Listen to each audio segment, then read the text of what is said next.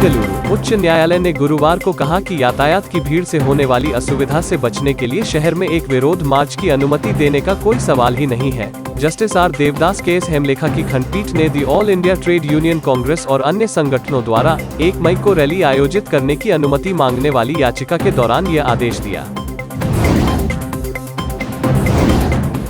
केंद्रीय गृह मंत्री अमित शाह के 3 मई को बेंगलुरु जाने की संभावना है और इस अवसर का उपयोग कैबिनेट विस्तार के लिए हरी झंडी प्राप्त करने के लिए किया जाएगा, मुख्यमंत्री बसवराज बोम्मई ने कहा।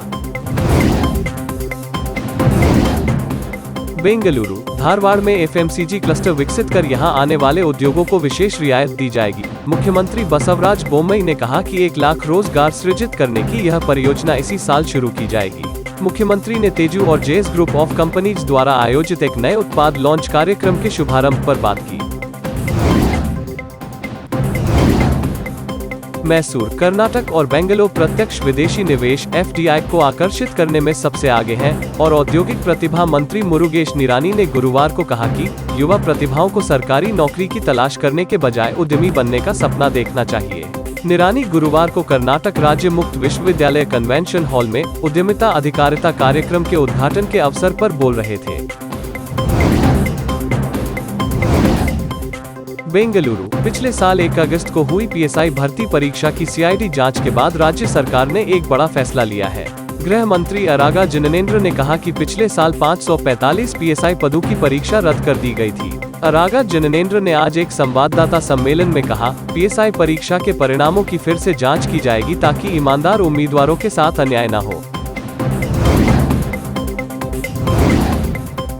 कलबुर्गी पीएसआई भर्ती घोटाले की मूल सरगना दिव्या पिछले एक पखवाड़े से महाराष्ट्र के पुणे स्थित व्यवसायी सुरेश कटेगांव के पास शरण लेती हुई पाई गई है। अवैध रोशनी में महाराष्ट्र जा रही दिव्या हागरागी ने सुरेश कटेगांव के पास शरण ली है। सीआईडी अधिकारियों ने सुरेश कटेगांव को पनाह देने के आरोप में गिरफ्तार किया है।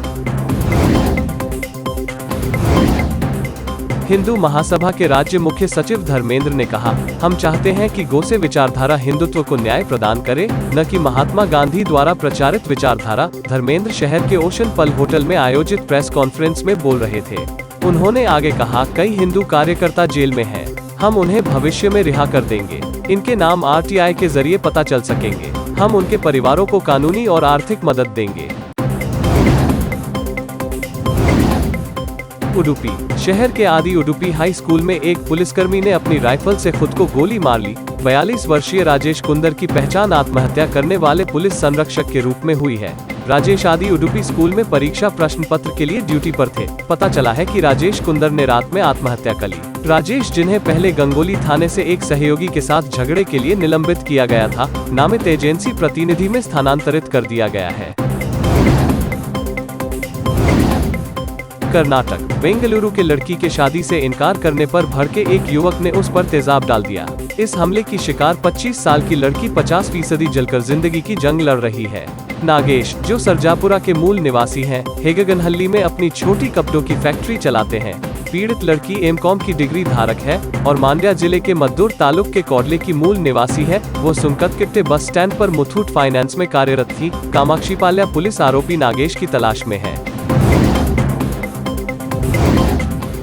कन्नड़ जिला के अनकोला के पास बबरूवाड़ा गांव में एक सप्ताह से यह खतरा असहनीय हो गया है। बंदर के हमले से बचने के लिए गांव के लोग हाथ में लाठी लेकर चलने को मजबूर हैं। बंदर लोगों पर, खासकर अविवाहित महिलाओं पर अचानक हमले करता रहा है। यह लोगों को काट रहा है और खरोंच रहा है। कर्नाटक के उत्तर कन्नड़ जिले के अधिकारी और निवासी एक बंदर को फंसाने के लिए संघर्ष कर रहे हैं, जिसने 10 से अधिक एकल महिलाओं पर हमला किया है।